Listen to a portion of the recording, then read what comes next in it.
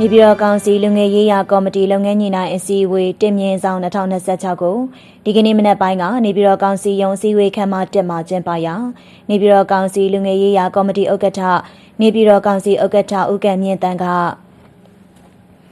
လူငယ်များဖွံ့ဖြိုးတိုးတက်လာဖို့လူငယ်အများစုရှိတဲ့အခြေခံပညာကျောင်းတက္ကသိုလ်များမှာအသိပညာပေးဟောပြောပွဲလူငယ်စကားဝိုင်းလူငယ်နဲ့ပတ်သက်တဲ့အသိပညာနှီးနှောဖလှယ်ပွဲ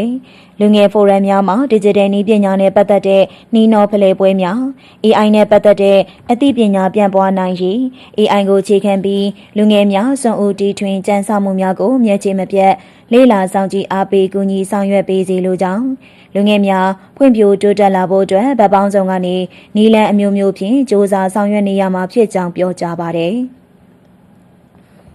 အဲဒီနောက်နေပြည်တော်ကောင်စီလူငယ်ရေးရာကော်မတီအတွင်းရေးမှူးလူငယ်ရေးရာဦးစီးဌာနညွှန်ကြားရေးမှူးက2026ခုနှစ်အတွင်းနေပြည်တော်ကောင်စီလူငယ်ရေးရာကော်မတီရဲ့လုပ်ငန်းဆောင်ရွက်ချက်များကိုရှင်းလင်းတင်ပြပြီးနေပြည်တော်ကောင်စီလူငယ်ရေးရာကော်မတီဒုတိယဥက္ကဋ္ဌနေပြည်တော်ကောင်စီဝင်ဦးထွန်းထွန်းကနေပြည်တော်ကောင်စီလူငယ်ရေးရာကော်မတီနဲ့ပတ်သက်ပြီးဖြည့်ဆွတ်ရှင်းလင်းတင်ပြပါတယ်။အဲဒီနောက်တာဝန်ရှိသူများကလူငယ်ရေးရာကိစ္စရပ်များနဲ့ပတ်သက်ပြီးလူငယ်များဆောင်ရွက်နေမှုနဲ့ဆက်လက်ဆောင်ရွက်မယ့်လုပ်ငန်းစဉ်များကိုကဏ္ဍအလိုက်ရှင်းလင်းတင်ပြရာနေပြည်တော်ကောင်စီဥက္ကဋ္ဌကလိုအပ်တာများကိုဖြည့်ဆွတ်ဆွေးနွေးပြောကြားပြီးပေါင်းဆက်ညှိနှိုင်းဆောင်ရွက်ပေးခဲ့ကြောင်းသိရှိရပါတယ်ရှင်။